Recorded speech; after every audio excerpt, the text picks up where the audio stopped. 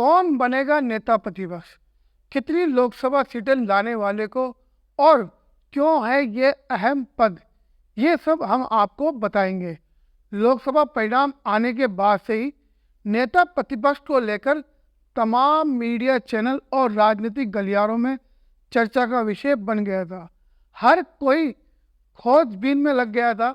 Social media पे जिस तरीके से ट्रेंड हो रहा था कि नेता प्रतिपक्ष क्या होता है और उसकी क्या भूमिका होती है सरकार में, और उसको क्या क्या सुविधाएं मिलती है, तो ये सब हम आपको बताएंगे। इस बार मजबूती से विपक्ष में लौटी कांग्रेस पार्टी ने वो आंकड़ा छू लिया है जिससे वो नेता प्रतिपक्ष सदन में बन सकता है, और संसदीय दल का नेता तो सोनिया गांधी को चुन लिया गया है, और अब बारी है नेता प्रतिपक्ष की। विपक्ष के नेता, नेता प्रतिपक्ष, लीडर ऑफ अपोजिशन, ऐसे सबसे बड़े विपक्षी दल के नेता को सदन में विपक्ष के नेता, नेता प्रतिपक्ष के रूप में मान्यता दी जाती है। जिस राजनीतिक पार्टी ने लोकसभा चुनाव लड़कर सदन की कुल सीटों का कम से कम 10वें हिस्से यानी 543 सीटों में से लगभग 55 लोकसभा सीटों पर विजय हासिल की हो, यह एक महत्वपूर्ण पद होता है। वह सरकार की नीतियों की रचनात्मक आलोचना करता है और एक वैकल्पिक सरकार प्रदान करता है।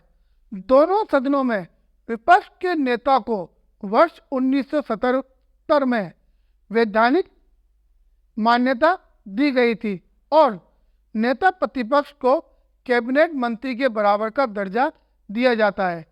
कैबिनेट मंत्री को दी जाने वाली तमाम सुविधाएं जैसे भत्ते, अन्य सुविधाएं, गाड़ी, बंगला, ये सब सुविधाएं नेता प्रतिपक्ष को उपलब्ध करवाई जाती है।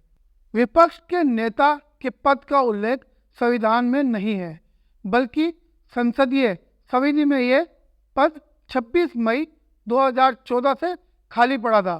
विपक्ष के नेता के पद का उल्लेख संविधान में नहीं है, बल्कि संसदीय समिति में है। यह पद 26 मई 2014 से खाली पड़ा है क्योंकि किसी भी राजनीतिक पार्टी ने विपक्षी दल के पास 10% सीटें नहीं थी। नेता प्रतिपक्ष का पहला कर्तव्य यह होता है कि सदन के नेता प्रतिपक्ष को सुनिश्चित करना होता है कि सरकार कोई ऐसा कदम न उठाए जिसका देश की जनता पर नकारात्मक प्रभाव पड़े। विपक्ष की भूमिका का मूल रूप से अपना सत्तारूढ़ या प्रमुख दल की जातियों को रोकना होता है, ना कि पूरी तरह विरोधी हो जाए। इस बार कांग्रेस को करीब 100 सीटों के लगभग यह सीटें मिली हैं। इस बार कांग्रेस ने यह आंकड़ा पार कर लिया है।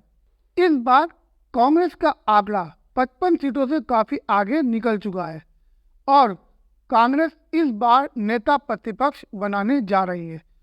उसके बाद मजबूती से सदन में अपनी बात भी रख पाएगी। सभी तमाम कई सिलेक्शन कमेटियां जो सरकार में होती है, जिसमें नेता प्रतिपक्ष सदस्य होता है, उसमें विपक्ष का नेता रहेगा और रचनात्मक ठोस तरीके से अपनी भूमिका निभा पाएगा विपक्ष की। जैसे सीबीआई, ईडी डायरेक्टर की नियुक्ति हो और चुनाव आयुक्त की नियुक्ति हो, और हाई पावर कमेटी में विपक्ष की आवाज़ मुखर होगी, क्योंकि इन तमाम कार्यों में पीएम के साथ साथ नेता प्रतिपक्ष भी होंगे और नेता प्रतिपक्ष की वोटिंग अहम साबित होगी। सीवीसी, लोकपाल, मुख्य चुनाव आयुक्त की नियुक्ति के कारण नेता प्रतिपक्ष पद लोकतंत्र के लिए बेहद महत्वपूर्ण व लोकतंत्र की मजबूती के लिए मजबूत विपक्ष जरूरी है और इसका प्रतिनिधित्व नेता प्रतिपक्ष करता है। स्पीकर ने 2014 में विपक्ष कांग्रेस को नेता प्रतिपक्ष का दर्जा नहीं दिया था, क्योंकि 2014 में 44 सीटों पर कांग्रेस सिमट गई थी। तत्कालीन स्पीकर सुमित्रा महाजन ने लोकसभा में कांग्रेस के नेता प्रतिपक्ष का दर्जा देने से इनकार कर दिया था। इसके लिए स्पीकर ने अटॉर्नी जनरल से सलाह भी ली थी। अटॉर्नी जनरल ने 1977 के कानून का हवाला देते हुए मना कर दिया था। ये मामला 1977 के दायरे में नहीं आता और लोकसभा में कांग्रेस के नेता प्रतिपक्ष का दर्जा मिलना अब की बार तय है।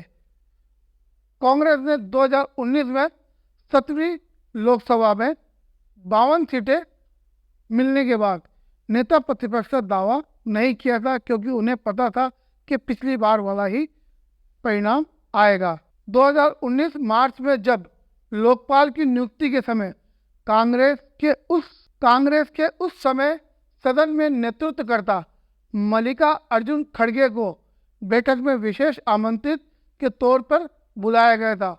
खड़गे ने इस बैठक का बहिष्कार किया और कहा था कि उन्हें वोटिंग का अधिकार नहीं है। नेता प्रतिपक्ष की मान्यता नहीं मिलने से वे बैठक में नहीं आएंगे।